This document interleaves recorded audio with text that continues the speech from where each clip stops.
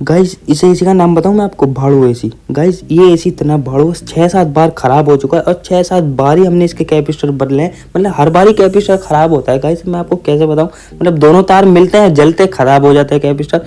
ये कोई बात है जिसका नाम है भाड़ू एसी। तो गाइस इसमें गैस भी थोड़ी कम थी, हमने गैस भी इसके अंदर टॉप अप कर दी। गैस टॉप अप करने के बाद इसकी सर्विस भी होनी थी, भैया ने कहा कि सर्विस भी कर दो। चलो हमने भैया सर्विस करी, फर्स्ट क्लास कर दिया। तो मिलते हैं किसी और नए व्लॉग में।